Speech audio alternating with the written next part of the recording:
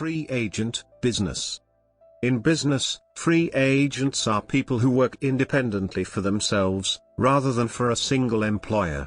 These include self-employed workers, freelancers, independent contractors and temporary workers, who altogether represent about 44% of the U.S. labor force. The term free agent is believed to have been coined by Daniel H. Pink, author of a 1997 cover story in Fast Company titled Free Agent Nation. In 2001, Pink published a book with the same name.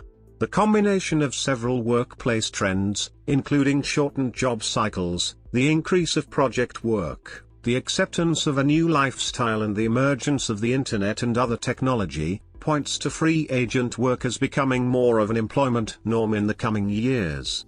In a 2011 survey sponsored by Kelly Services, free agency is on the rise across all generations, with mature workers making up 2/3 of the free agent population.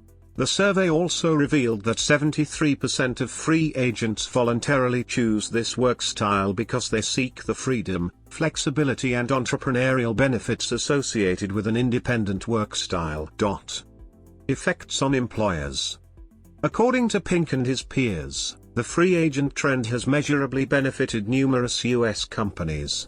Kinko's, now FedEx Kinko's, restructured itself in 1992 in response to the free agent trend, resulting in a $214 million investment less than 4 years later by Clayton, Dubilier, and Rice.